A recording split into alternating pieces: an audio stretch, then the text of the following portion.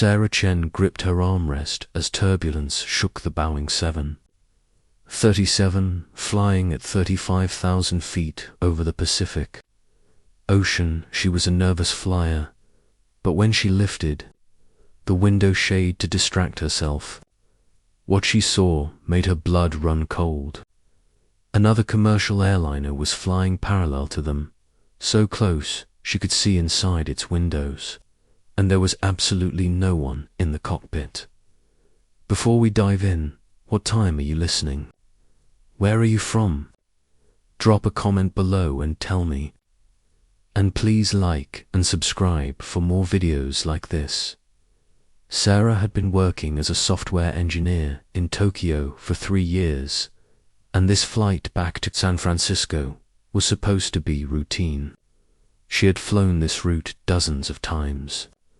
The 14-hour journey was long, but she had her noise-cancelling headphones, a thriller novel, and a neck pillow.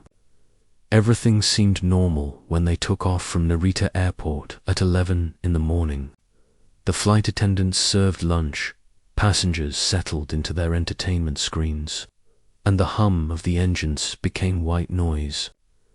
Sarah tried to sleep, but her mind kept racing about the project deadline waiting for her back home. Around hour 4 of the flight, she decided to look outside. The moment she opened the plastic shade, sunlight flooded her seat. She blinked against the brightness, and that is when she noticed it. A massive aircraft was flying alongside them, matching their exact speed and altitude. At first, she thought it was just another plane on a similar route. Commercial aircraft often flew in the same airways. But something felt wrong. The plane was too close, far closer than any safety regulation would allow. She could make out every detail of its white fuselage, the red stripe running along its side, even the rivets holding the metal panels together. Her heart began to pound. She leaned closer to her window, cupping her hands around her eyes to see better. That is when she saw the cockpit. The entire front section of the plane was visible through its windows, and it was completely empty. No pilot, no copilot, not a single person in the flight deck. The seats were there, the instruments were visible, but there was no human being controlling that aircraft. Sarah felt her stomach drop. She pulled back from the window, her breath coming in short gasps. This could not be real. She must be seeing things wrong. Maybe the angle was off, or maybe the pilots were just sitting lower than she thought. She looked again, pressing her face against the cold plastic of her window. The cockpit remained empty. Row after row of passenger windows lined the other plane, and she could see people inside. Passengers sitting calmly, some reading, some sleeping, completely unaware. But the front section, where the pilots should be, showed nothing but empty seats and blinking equipment. Her hands started shaking. She looked around her own cabin. The passenger next to her was asleep, headphones on. Across the aisle, a mother was helping her young daughter with a coloring book. 2 rows up, a businessman typed on his laptop. Everything was normal except for what she was seeing outside her window. Sarah pressed the call button for the flight attendant. The chime sounded, but no one came. She pressed it again and again. Finally, a young attendant with a polite smile approached her seat. "Can I help you with something?" the attendant asked. Sarah pointed at her window. "There is another plane out there," she said, her voice tight, "flying right next to us." The attendant glanced at the window with practiced disinterest. "Yes, we sometimes see other aircraft on similar routes," she replied. Sarah shook her head. "No, you do not understand. It is too close, and there is no pilot. The cockpit is empty." The attendant's smile faltered slightly. She leaned over Sarah to look out the window. Sarah watched her face, waiting for the shock, the alarm, the immediate radio call to the captain. But the attendant just straightened up and her professional smile returned. "I am sure everything is fine," she said. "Sometimes the flight crew takes breaks and the autopilot handles the aircraft." Sarah felt frustration rising in her chest. "No," she insisted. "This is different. Look at how close it is. That plane should not be flying that near to us." The attendant patted her shoulder. "Try not to worry. Air traffic control monitors all aircraft very carefully.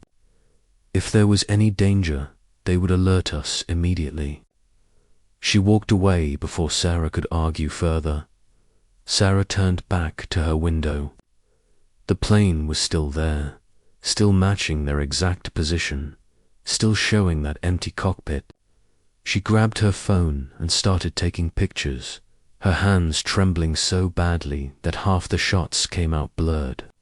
She took video, zooming in as much as her phone would allow.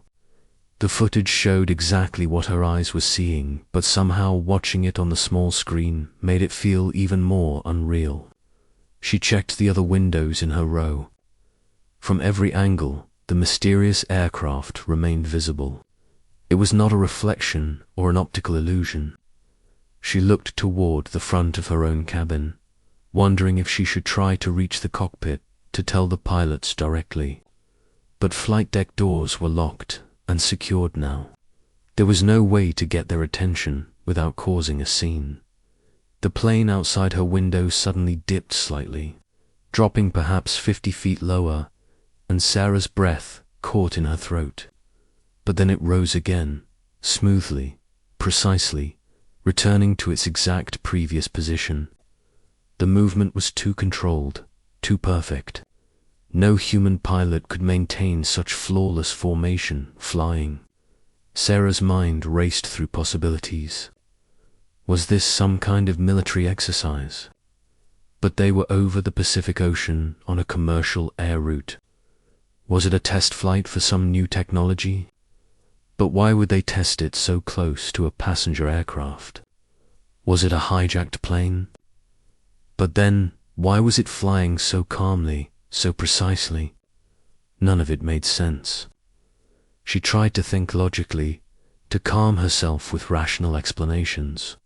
But every explanation fell apart when she looked at that empty cockpit. Time seemed to stretch out. Sarah did not know if 5 minutes had passed or 50. She could not look away from the window. The other passengers continued their activities, completely oblivious. She wanted to scream, to make them all look, to force someone to acknowledge what was happening. But what if they looked and saw nothing? What if this was somehow only visible to her? The thought sent a chill down her spine. She was not prone to hallucinations. She did not take any medication that would cause visions. She had slept poorly the night before, but she was not that exhausted. This was real. It had to be real. She had photos. She had video. The mysterious aircraft began to change its position again. This time it climbed, rising above their plane, and Sarah craned her neck to keep it in view. As it rose, she could see the underside of the fuselage, the landing gear doors, the wings blocking out the sun. It moved over the aircraft completely, and for a moment they were flying in its shadow. Then it descended on the other side, appearing in the windows across the aisle. Other passengers were starting to notice now. She heard someone say, "Wow, look at that plane." But their tone was casual, curious, not alarmed. They were not seeing what she was seeing. Or were they? Sarah unbuckled her seatbelt and stood up, moving across the aisle to get a better view from the other side. The man sitting there looked annoyed as she leaned over him.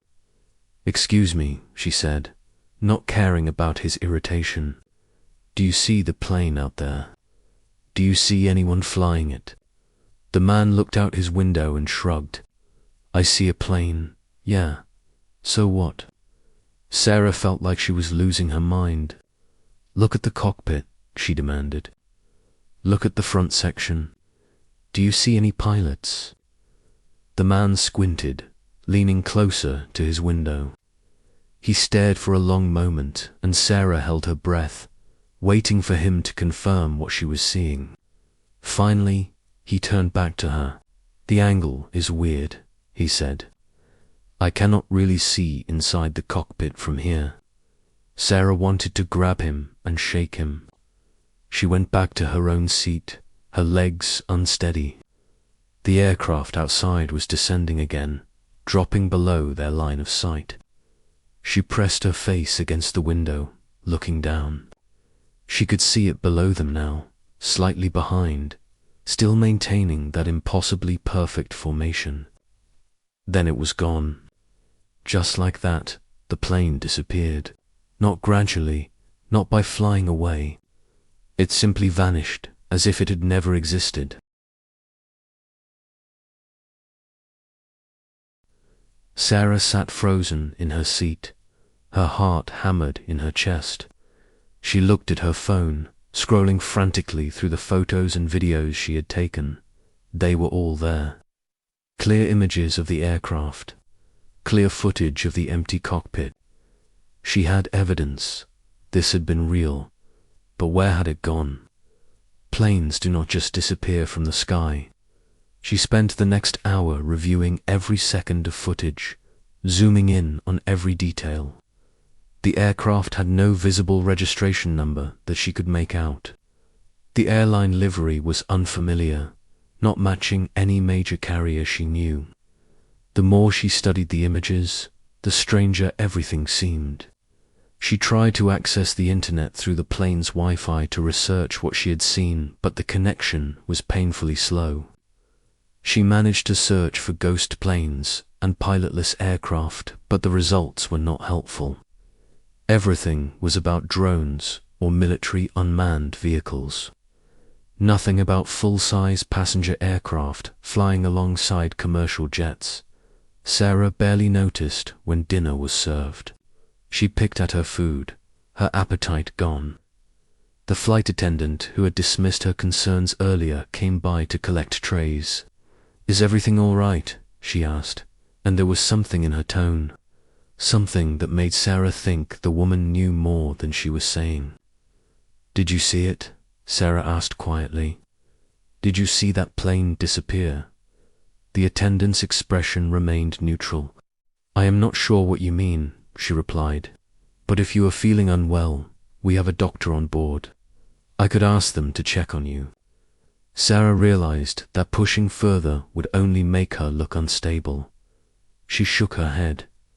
"I am fine," she lied. The attendant nodded and moved on. The rest of the flight passed in a blur. Sarah kept the window shade open, watching the empty sky, waiting for the mysterious aircraft to reappear. It never did. As they began their descent into San Francisco, she looked out at the familiar coastline, the Golden Gate Bridge coming into view, the city spread out below. Everything looked normal, ordinary, safe. But Sarah knew what she had seen. When they landed and taxied to the gate, she was one of the first passengers to stand up. She grabbed her carry-on bag and headed for the exit, her mind already working through what she would do next. She would report this. She would file a complaint with the FAA. She would post her photos and videos online and demand answers. But as she walked through the terminal, her phone buzzed with a text message from an unknown number. The message was simple and chilling. "We know what you saw on Flight 427. Delete your photos. Do not report this. It never happened." Sarah stopped walking, nearly causing the passenger behind her to crash into her. Her hands went cold. How did they know her flight number? How did they get her phone number? Who were they? She looked around the terminal, suddenly feeling watched.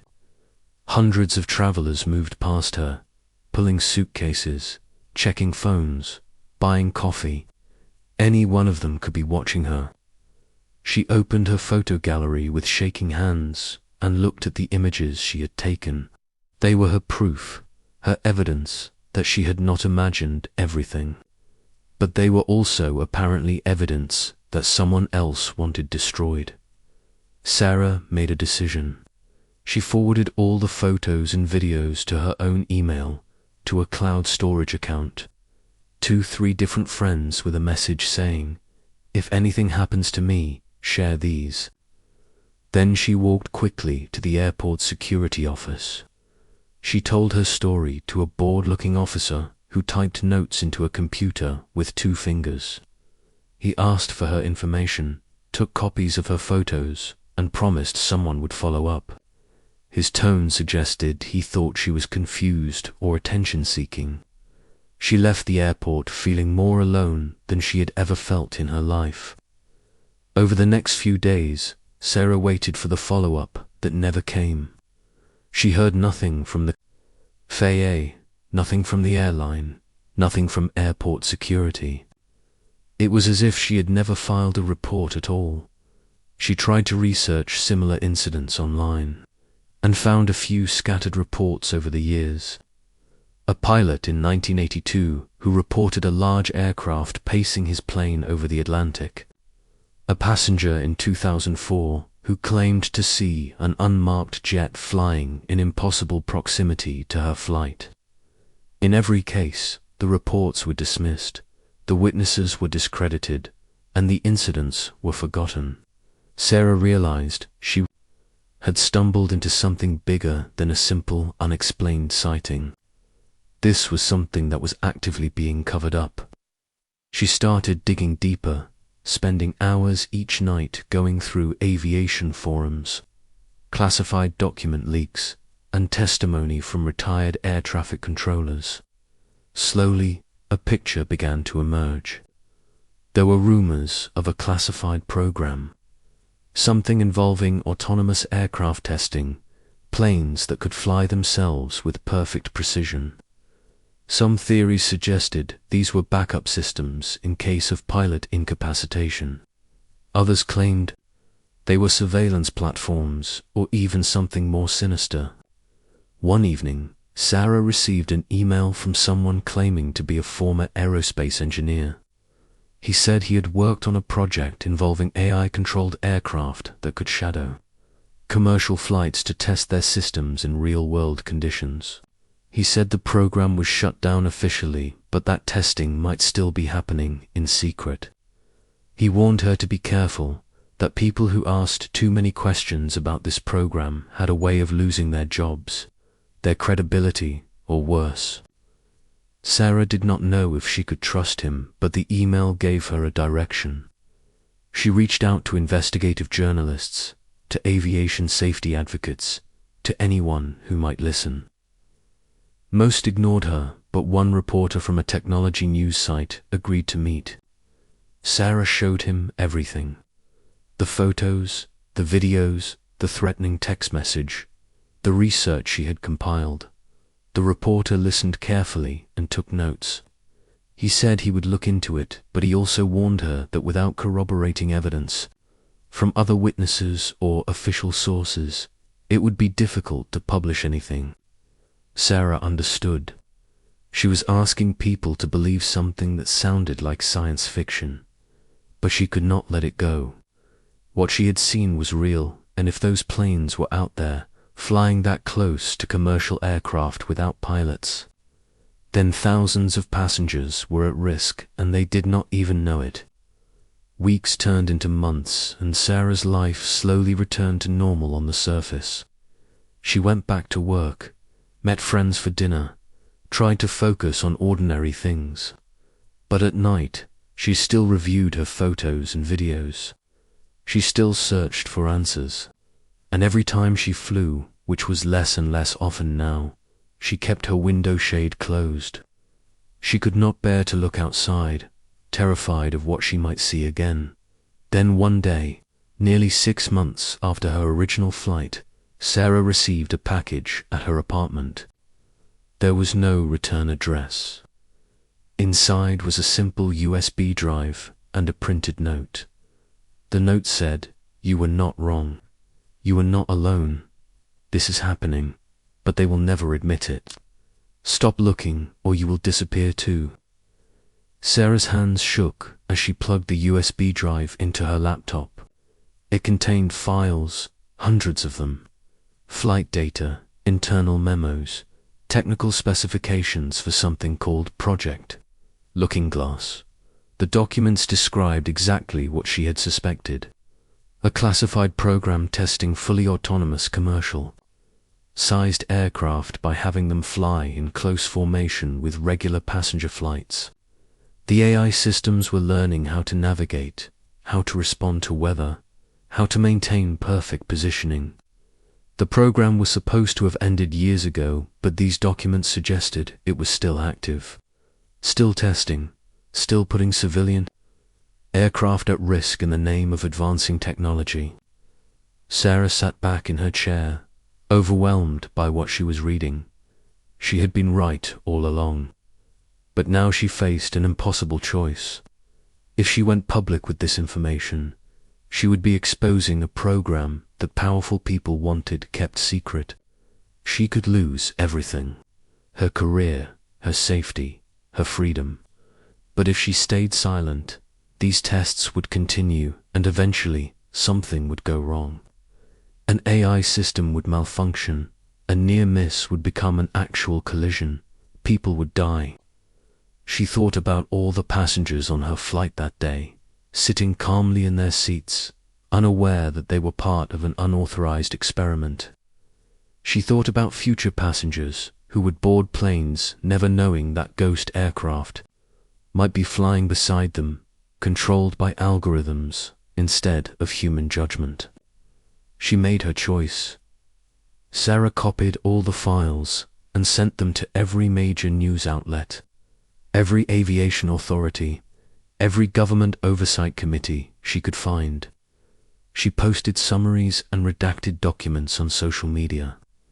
She did everything she could to make sure the information could not be buried again. The response was immediate and overwhelming. Within 24 hours, her story was everywhere. News anchors discussed it, experts debated it, government officials denied it. The airline industry called it a hoax. But the documents were real, and people who knew how to read them confirmed their authenticity. Investigations were launched. Congressional hearings were scheduled. The public demanded answers. Sarah had to hire a lawyer and deal with threats and harassment, but she also received messages from other witnesses. People who had seen the same things she had seen and had been too afraid to speak up. Months later, a final report was released admitting that an experimental program had indeed conducted unauthorized testing near commercial air routes. The program was officially shut down.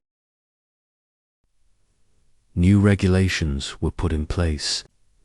Sarah's actions had forced the truth into the open, but she knew that was only one program, one secret among probably many others.